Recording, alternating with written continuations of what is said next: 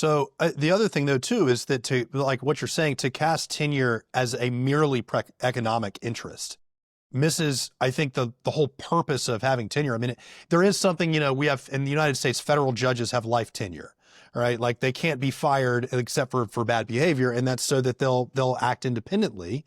And to take someone's salary away or reduce their salary is a way of punishing them. But we're not really necessarily, what we're wanting to protect there is their opinions. We want their opinions to be independent. And to say that tenure only protects your job, your paycheck, misses, I think, the broader point with why we need it, which is to protect academic freedom. And that was when I read the opinion, I was like, there's something glaringly missing here, which is that the point of you being able to have the job is that it does afford you the right to speak in a certain context. So hopefully that the Supreme Court will see it that way. Can you tell me, this might be a little inside ball on procedure, but can you tell me why did you have to file in state court, since it's against an institution of the state of Louisiana and not in federal court, for example? Yeah. So my initial attorney basically said that if we went straight to federal court, which was, there was some inclination to do that, because we just thought it might be more favorable than the state courts. They would toss the others, LSU would object on 11th Amendment grounds, and most likely, based on my first attorney's experience, it would be tossed. That whole process would have taken a few weeks, and time was of the essence.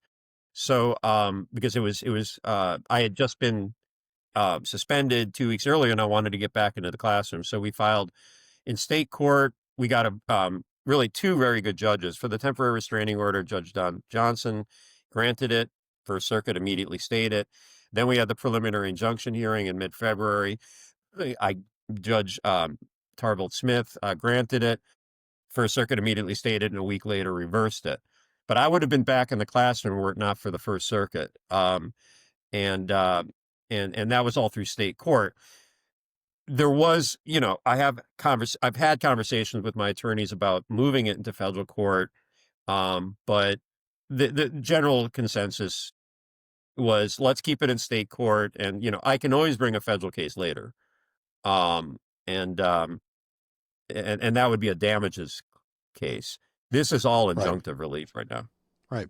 And injunctive relief, again, so this, I was thinking about this earlier about how people pay for attorneys in this country. And I think people see they'll see billboards. There's always, even I live in Nashville, there's billboards for personal injury attorney.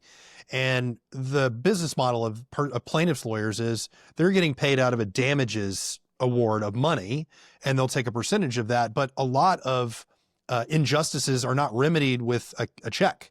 Right. In this case, you're not asking them to pay you a bunch of money to make you rich. You're asking for you to be restored to your job. So it's not like you can pay an attorney out of a piece of that. You can't give them a piece of your salary or something.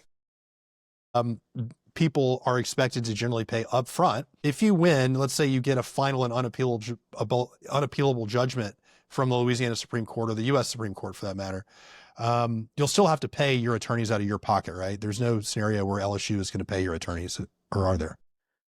I'm assuming as of now that I'm going to be on the hook for at least the state litigation that's ongoing now. If I bring a damages claim, I would hope to get attorneys on contingency for that, and that's common because it's basically a civil rights case, and civil rights attorneys often work on contingency. I don't think I would bring that case if I had to pay for it, because I just don't have it.